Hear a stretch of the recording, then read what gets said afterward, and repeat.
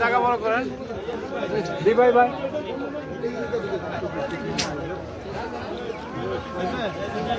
ওই সামনে সামনে সামনে চলেন রাজপথ ছাড়ি নাই এই স্টেশনের ভয় নাই রাজপথ ছাড়ি নাই রাজপথ ছাড়ি নাই এই স্টেশনের ভয় নাই বিএনপির সম্মানিত সদস্য সচিব ডক্টর চৌধুরী শেখ আহমেদ সিদ্দিকী আমরা সকলেই তাকে করতালির মাধ্যমে অভিনন্দন জানাচ্ছি। করতালির মাধ্যমে অভিনন্দন ও অভিবাদন জানাই। আসলেন আহমেদ আমাদের নাম আলামিন প্লিজ আমাদের ধারণার কিছু সন্ধান যিনি ছাত্র দল করেন নাই যুব দল করেন নাই তাকে যদি কমিশন দেওয়া হয় আমরা মেনে নেব না। তিনি বলছেন কলকাতার পাপে নয়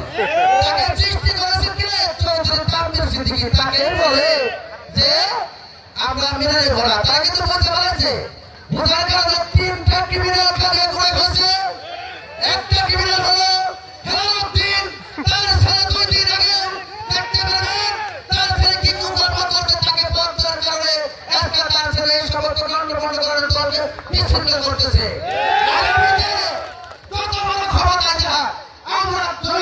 আপনার পিছিয়ে থেকে এই সমস্ত কুকর্ম লোককে দাবি আমরা বলে দেখতে না পাই।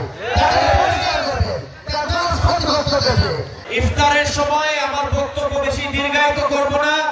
আজকে এই দীর্ঘ 16 বছর পর বোয়ালির মাঠে এসে আপনাদের সামনে বক্তব্য দিতে পেরে নিজেকে খুব ভাগ্যবান মনে করছি। আলহামদুলিল্লাহ।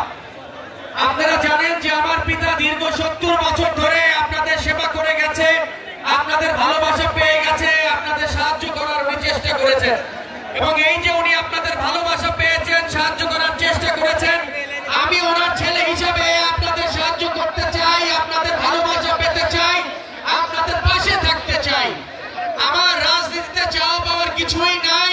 রাজনীতি আমি সম্মানের জন্য করি, রাজনীতি আপনাদের সেবা করার জন্যই করি। সেবা করাই আমাদের ধর্ম, রাজনৈতিক আমাদের জন্য কোনো ব্যবসা না। এই জিনিসটা বুঝতে হবে। আরো দুইটা কথা বলতে চাই যে এক নম্বর কথা হচ্ছে আজকে যদি আমরা ঐক্যবদ্ধ হতে চাই সে ঐক্যবদ্ধ যেন হয় কালিয়াকুড়ের মানুষের ভাগ্য উন্নয়নের ঐক্যবদ্ধ করা। যদি ঐক্যবদ্ধ হতে চাই তাহলে কালিয়াকুড়ের মানুষ যেন খেয়ে পরে বাঁচতে পারে সে বিষয়ে আমরা ঐক্যবদ্ধ করতে চাই। আমরা যদি ঐক্যবদ্ধ হতে চাই তাহলে আমরা কালিয়াকুড়কে কিভাবে উন্নয়ন করব সেই বিষয়ে আমরা উন্নয়ন করতে চাই। আমরা যদি ঐক্যবদ্ধ করতে চাই তাহলে আমরা কালিয়াকুড়ের মানুষের কিভাবে ভালোবাসা পেতে পারি, তাদের কাছে কিভাবে যেতে পারি সেই বিষয়ে জানিয়ে আমরা ঐক্যবদ্ধ হতে চাই। আমরা যদি ঐক্যবদ্ধ হতে চাই তাহলে আমরা তারেক রহমানের হাতকে, বেগম খালেদা জিয়ার হাতকে কিভাবে শক্তিশালী করতে চাই সেভাবে আমরা ঐক্যবদ্ধ হতে চাই। কিন্তু সেই ঐক্যবদ্ধ যদি সেই আবার 2009 সালের মতো তানভীর সিদ্দিকী সাহেবকে কিভাবে অবাঞ্ছিত ঘোষণা করা হবে সেই ঐক্যবদ্ধ যদি হয় সেই ঐক্যবদ্ধের সাথে আমরা থাকতে চাই না। সেই ঐক্যবদ্ধ হচ্ছে নিজেদের সুবিধার জন্য, সেই ঐক্যবদ্ধ হচ্ছে তারা কিভাবে ভালো থাকবে সেই ঐক্যবদ্ধের জন্য। আসুন আমরা বেগম বাংলাদেশের তিনবার প্রধানমন্ত্রী বেগম খালেদা জিয়ার জন্য দোয়া করি, আল্লাহ যেন ওনাকে হাতদারাজ করেন। আমার নেতা তারেক রহমান সাহেবের জন্য দোয়া করি, আল্লাহ যেন ওনাকে সুস্বাস্থ্য দান করেন। আসুন আমরা দোয়া করি আমার পিতা চৌধুরী তানভীর আহমেদ সিদ্দিকী সাহেবের জন্য।